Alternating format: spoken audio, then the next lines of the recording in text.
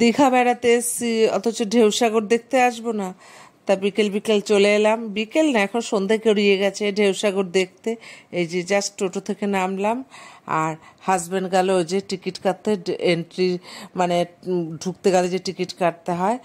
আর এই যে দেখো সামনেটা দেখিয়ে দিই তোমাদের, এই যে দেখো জিরাফ দিয়ে করা আছে, আর এটা পুরো লাইটিং, আর যেমন পার্কের মতন আর কি। এই যে নামটাও তোমাদের দেখিয়ে দিলাম। এই যে আমরা ঢুকছি, আর ঢোকার মুখে টয় ট্রেন করে ঢুকতে হয় আর কি। যেহেতু অনেকে হেঁটে যায়, কিন্তু যেহেতু মার পায়ে ব্যথা, সেই জন্য আমরা মানে টয় ট্রেন করে ঢুকছি। আর এই যে দেখো টয় ট্রেনেরও টিকিট কেটে নিলাম 10 টাকা করে।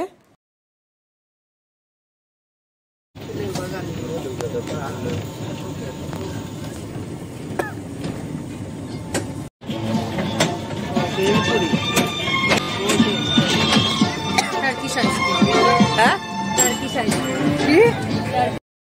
আর এই জায়গাটা হলো পার্কের মতো, সবাই বসে আছে। আর আমরা যেহেতু টয় ট্রেন করে যাচ্ছি, আর সব দেখতে দেখতে যাচ্ছি। আর এই যে এখানে এসে নামতে হবে এবার আমাদের।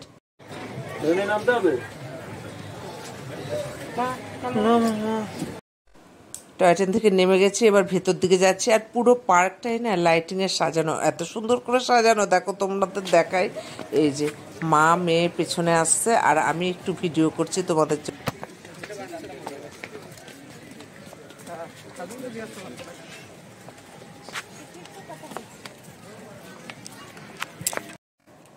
সিঁড়ি দিয়ে ভেতরের দিকে যাচ্ছে, আর দুপাশে ঝাউ গাছগুলো দেখো এত সুন্দর লাগছে, হাত দিয়ে ধরছে আর এত ভালো লাগছে। আর এই যে দেখো ঝাউ গাছের এই সাইড দিয়ে জল রয়েছে আবার, আর লাইটিংগুলো দেখো, এদিক দিয়ে একটা রাস্তা চলে গেছে, আবার আমরা যেদিক দিয়ে যাচ্ছি এদিক দিয়ে একটা রাস্তা চলে যাচ্ছে। মানে এত সুন্দর লাগছে না, ভেতরে না আসলে বুঝতে পারতাম না, ভাবছিলাম একবার আসবো না, কিন্তু না আসলে অনেক কিছু মিস করি।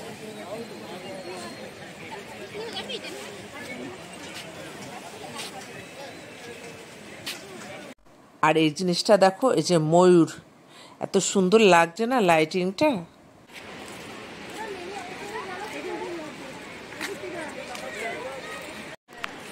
এতক্ষণ আমরা ময়ূরটার ওপাশে ছিলাম, এবার এদিকে আসলাম, এদিক দিয়ে হেঁটে যাচ্ছি। আর ওই দিকে দেখো সমুদ্রের কি উত্তাল রূপ, আর সব বিচে বসে আছে।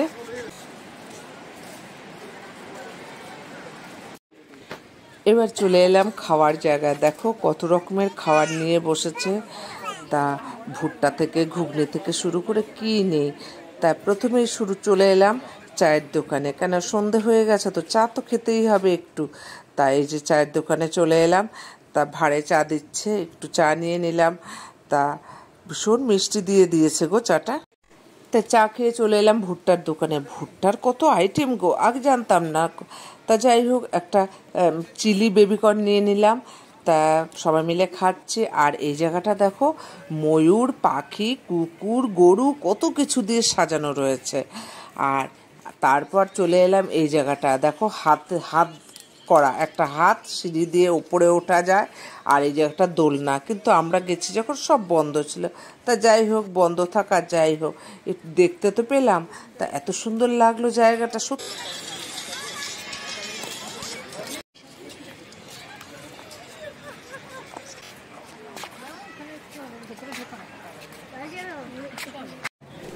আস্তে আস্তে শেষ প্রান্তে চলে এলাম। আর এই যে দেখো এখানটা ঢেউসাগর লেখা। তা এবারও আবার টয় ট্রেন করে গেটের সামনে যেতে হবে। তা টাটা।